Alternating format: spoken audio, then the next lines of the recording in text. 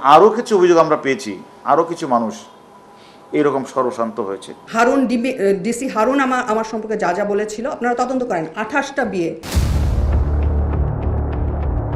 প্রতারণা ও অর্থ আত্মসাতের অভিযোগে 2021 সালে গ্রেফতার করা হয়েছিল মডেল অভিনেত্রী রোমানা ইসলাম স্বর্ণাকে।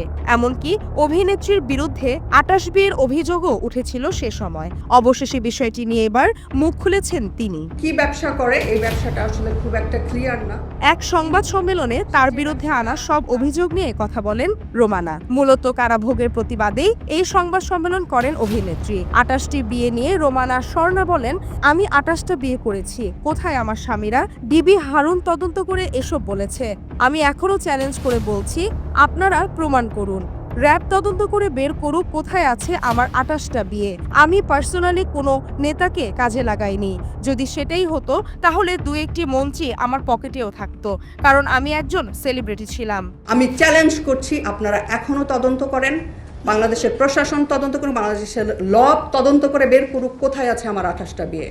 রোমানা স্বর্ণা আরও বলেন, আমার বিরুদ্ধে মামলা করার 3 মাসের মধ্যে ওই মামলা ভ্যানিশ হয়ে যায়। বাদী নিজেই আদালতে গিয়ে এই মামলা ভ্যানিশ করে দেন। তিনি বলেন, পারিবারিক ভুল বোঝাবুঝির কারণে মামলা করেছিলেন, এখন মামলা উইথড্র করতে কোনো সমস্যা নেই। মামলা করার আমি অ্যারেস্ট হওয়ার 3 মাসের মধ্যে এই মামলা ভ্যানিশ হয়ে যায় এবং বাদী নিজেই এই মামলা কোর্টে গিয়ে ভ্যানিশ করে।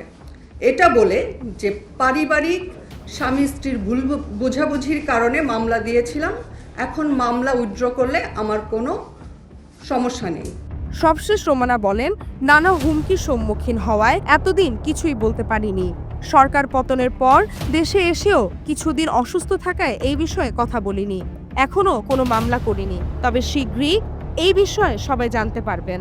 মামলায় আমাদের ফাঁসাবে, আমাদেরকে গুম করবে, আমার ভাইকে গুম করবে, আমরা বুঝতেও পারবো না, আমরা টেরও পাবো না, কিছু করতেও পারবো না। বিকজ অফ বিরোধী দলের অনেককেই গুম করে রাখা হয়েছে, তারাই কিছু করতে পারে না। আমি সাধারণ একজন শিল্পী মানুষ, আমি আর কি করতে পারবো, যেহেতু আমি কোনো পলিটিক্যাল ফিগার না, সো আমার তো আসলে তেমন ক্ষমতা নাই।